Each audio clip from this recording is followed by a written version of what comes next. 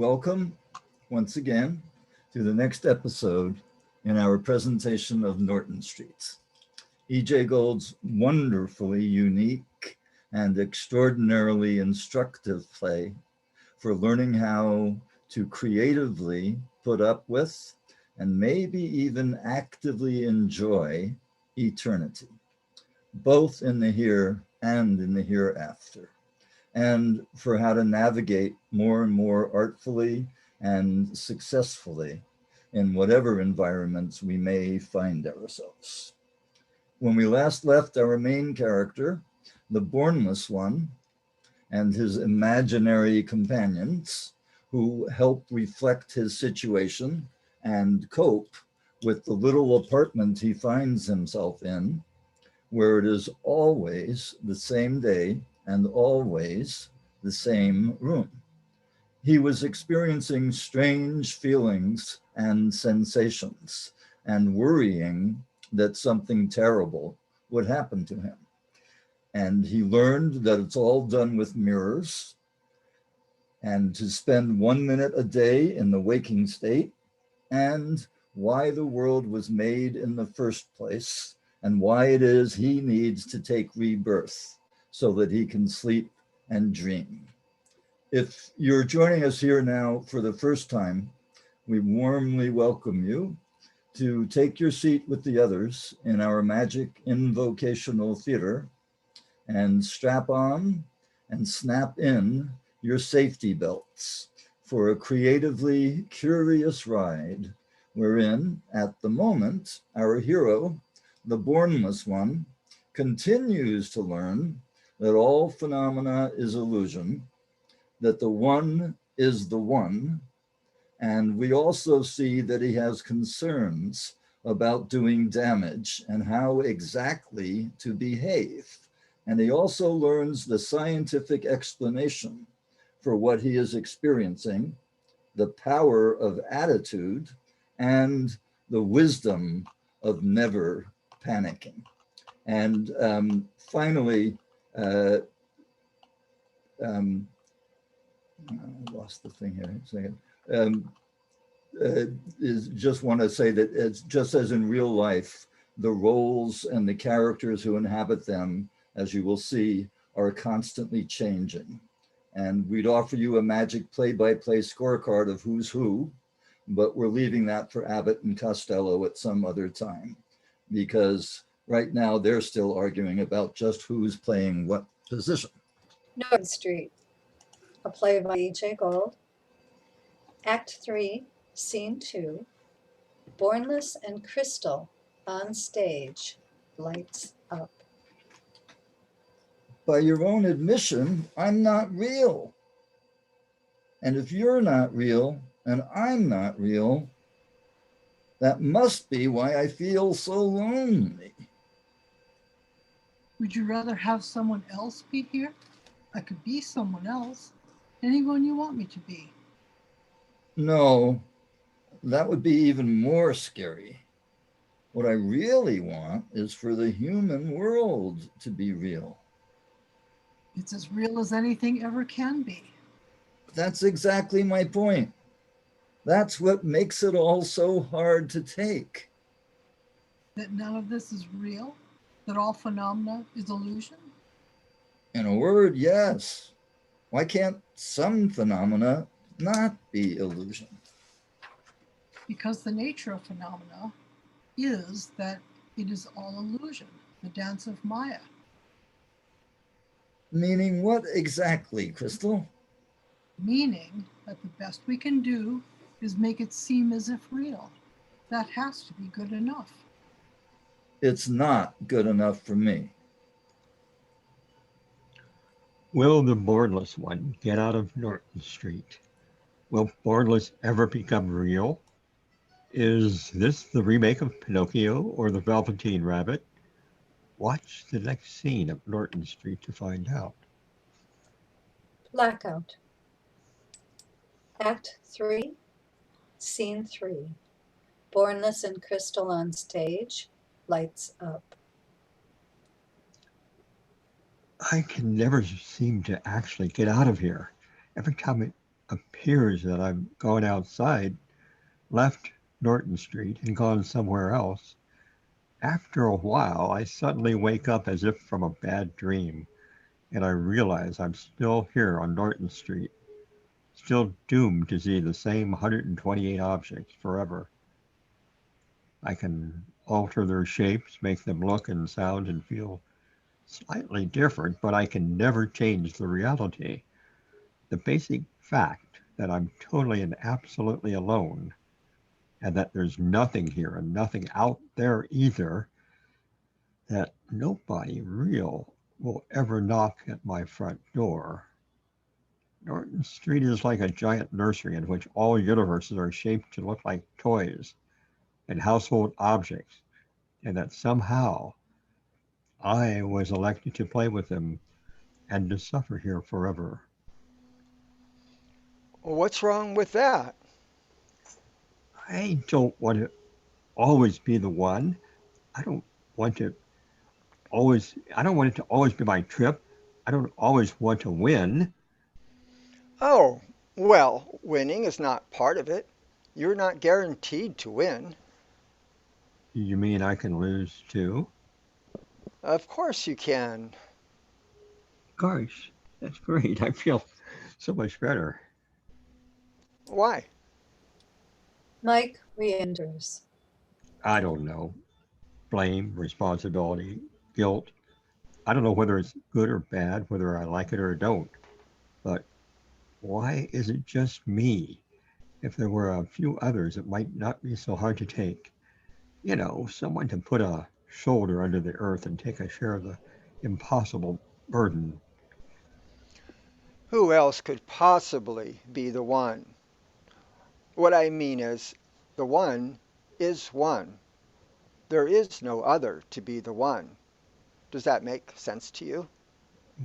Sure. I know very well that there's no other and I can't possibly be, and it can't possibly be another, but I can't shake the vague feeling that I'm guilty of something, that someone is out there blaming me, accusing me, making a maybe of taking too long a turn on Norton Street or too short a turn. I don't know which is worse. Did I break something while I was rummaging around up here, freaking out about my experience here on Norton Street? Did I stupidly or accidentally ruin something? Did I destroy a universe? Smash a world? Grind out an inhabited planet with my heel as I paced back and forth, worrying about my reactions to the space? I don't know. I have the same worries, Mike. It's natural to think those thoughts up here on Norton Street. It's getting cold. I've got to go inside something warm. My ears are ringing again. I can hear sirens in the distance and something that sounds like a huge angelic chorus with a large hall reverb. I hope there's a scientific explanation for all this. There is. You wouldn't like it. Why wouldn't I like it? You never have liked the scientific explanation.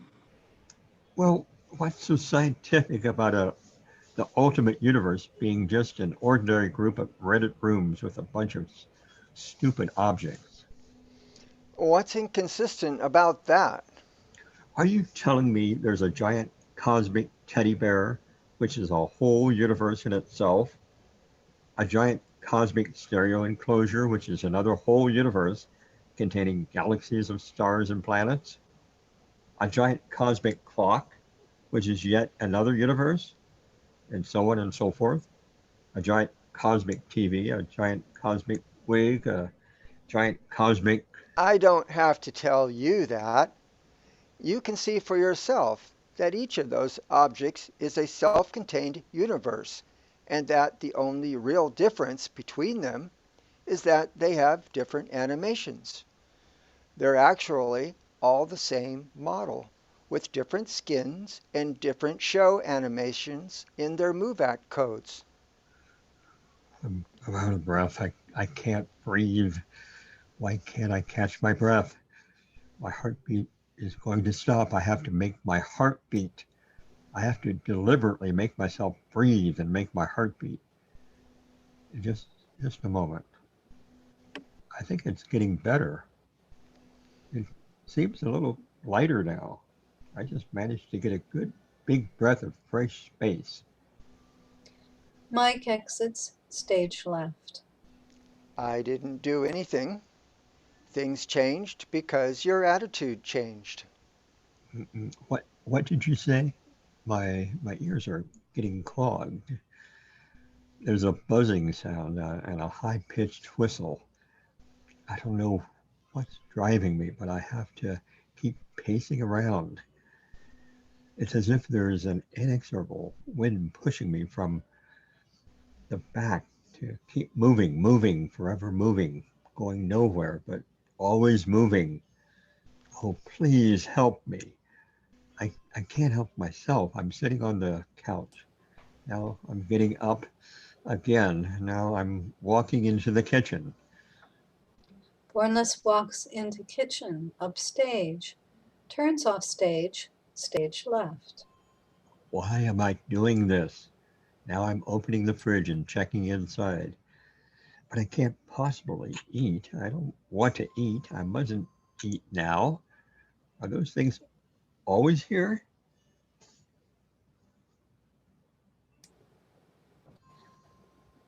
Crystal talking to Bornless, who's off stage. Yes, they're always here.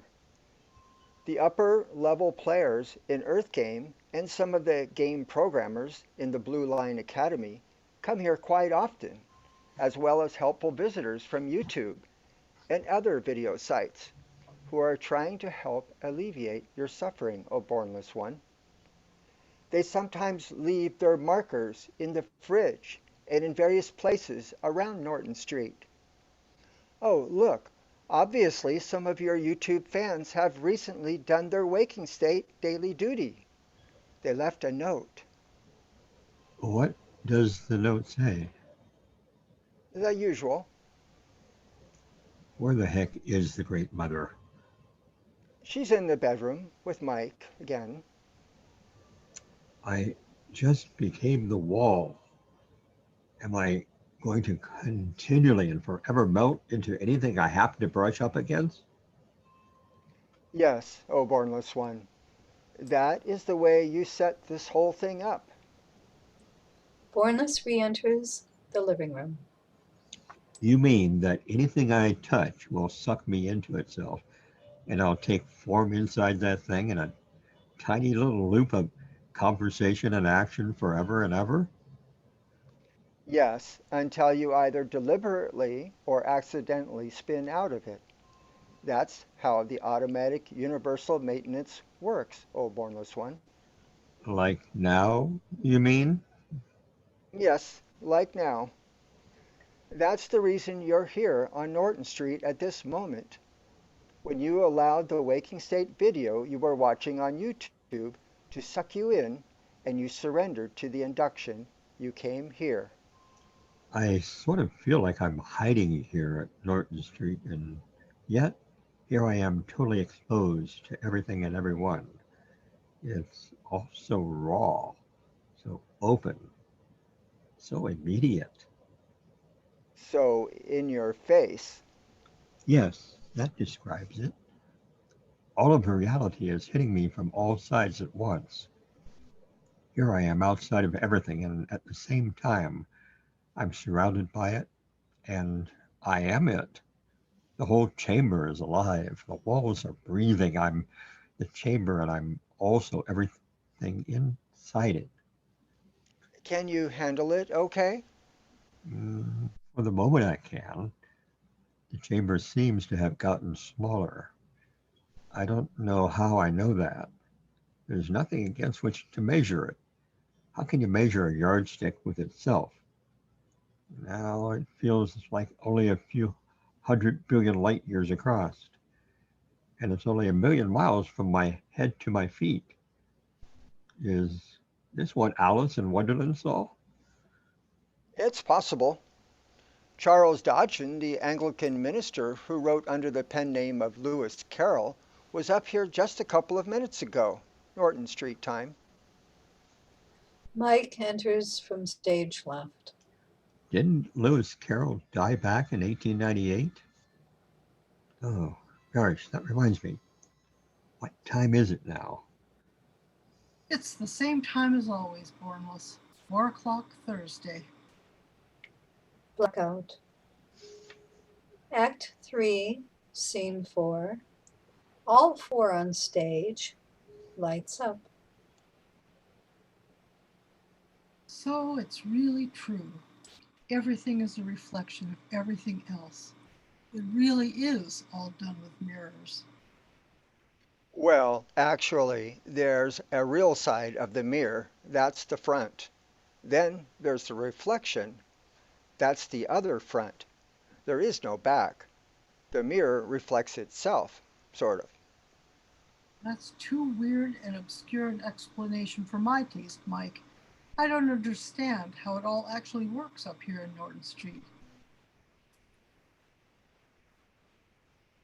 You made it. You created it. You ordered us and everything and everyone else into being to cool yourself out. I know, Crystal. I know that. Don't you think I know that? I know that very well. And actually, as I examine the situation now, I realize that everything I did to handle the problem, my problem, with unfiltered, in-my-face total reality has, in fact, actually magnified my stark terror of the situation. What situation? Well, Audrey, the fact that there's really nothing out there, nothing at all, that's very disturbing to me. And I don't understand how all three of you seem to be handling that fact quite well. It's an illusion, oh Bornless one. We're as freaked out as you are. Then why don't you say that? I am saying it. I'm just as freaked out as you are. As a matter of fact, your panic is terribly infectious. And there are dozens of books on all those bookshelves. But the books all say the same thing. Read me. I seem to be trapped inside a living bubble, which it turns out is actually myself, my space body, outside of which I sense total nothingness. There is nothing out there until you expand into it, oh Bornless one. Why would I do that? You can't help it, oh Space Buddha.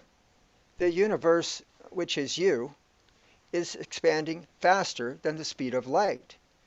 Your skin is the cutting edge of existence, containing space, time, energy, dark energy, matter, dark matter, and other stuff. Damn this cold voidness on every side. Is this all the space there is? I feel cramped inside my skin. Is there any more to the creation than this? Is it all that simple? I have too many faces, too many eyes. I can see out the back of my head. I can see right through that wall. I can see into any world I want just by looking. I can see the smallest detail perfectly right from here. I don't ever have to live it, so why do I keep downscaling into mortal forms? Oh gosh, my arms are retracting.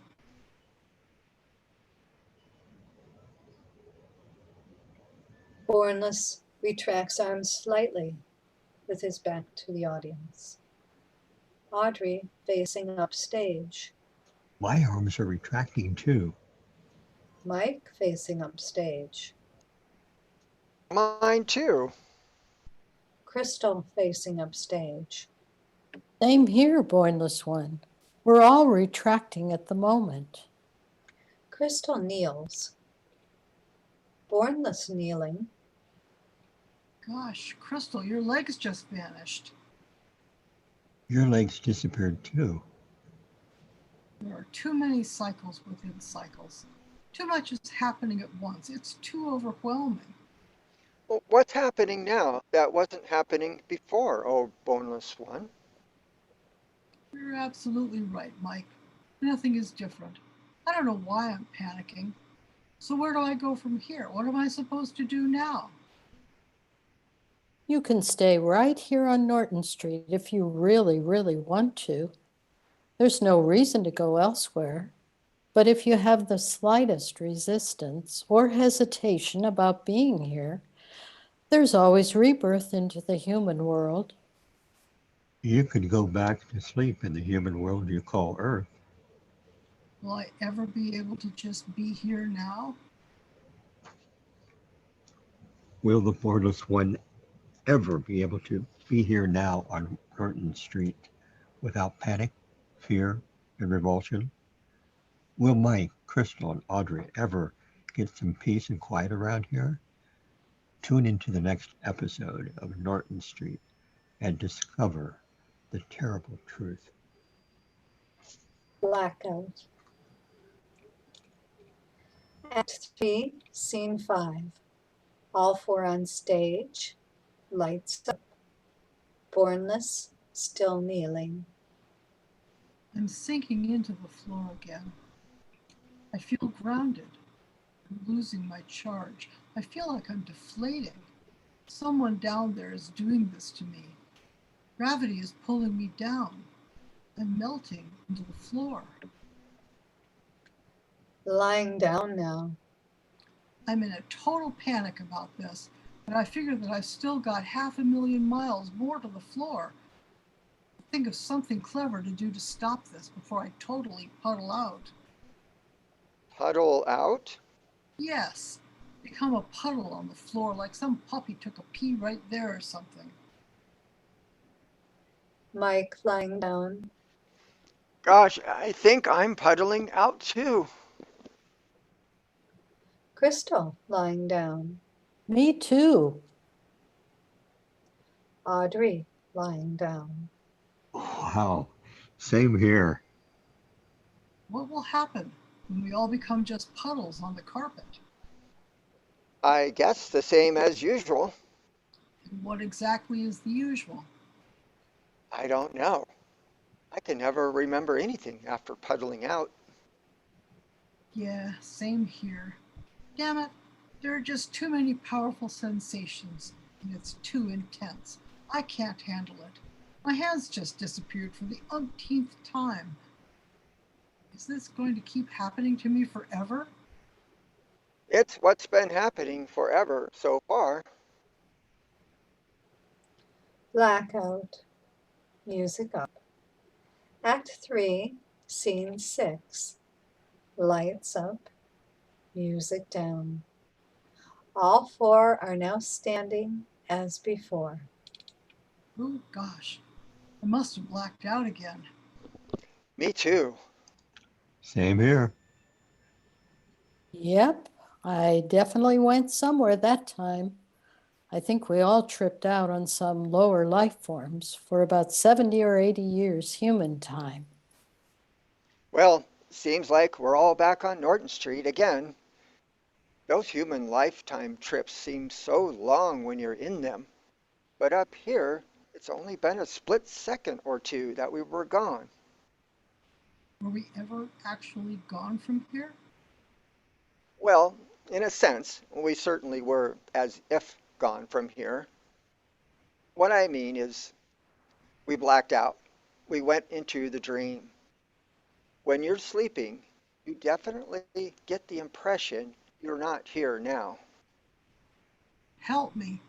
I have to have a body, a real flesh and blood body, not this piece of crap electronic shell of non-existent polygons with nothing inside it but the void.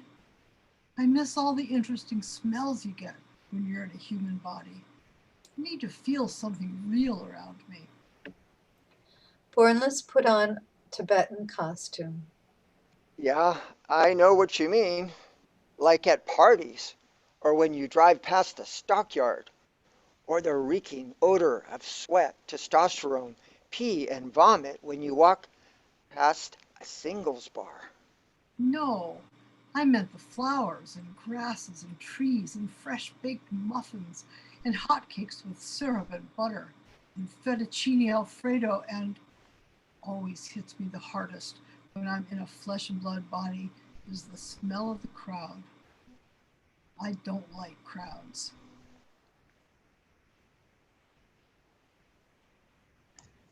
Obviously, some do, or there wouldn't be sports stadiums, packed concerts, and workstation cubicles.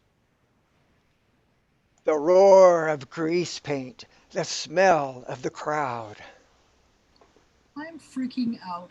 And you're quoting some obscure 20th century Broadway musical? It seemed appropriate somehow. Oh, great. Now I feel like I'm falling up. Bornless performs frontal chin rig levitation. Falling up? Yes, levitating. Definitely levitating. The gravity might be off. Want me to invoke the editor to see? No, I don't think I could take that at this point. It's just that everything seems to be contracting and expanding at the same time. I don't think I'm ready for this. You might not be. We're not ready for it either. But here we are, dealing with it. Blackout. Act 3, Scene 7. Lights up. Bornless descends, walks downstage a bit. You guys tricked me into this. This is all your fault. You made me watch that waking state video on YouTube and Meta Cafe, and then you put a button there so I'd end up at the Norton Street video channel, and the next thing I knew, here I was, in the absolute at Norton Street again. Even in life, I can't seem to escape ice cold, bitter voidness and eternity. Nobody made you click that button to view the video, or bonus one. Well, somebody certainly did something to make me hit that view button. The tags were all sex tags. The description was a long, sexy description with very sexy words strung out together. That's the way we always do it. Yes, I thought it was going to be a porn video.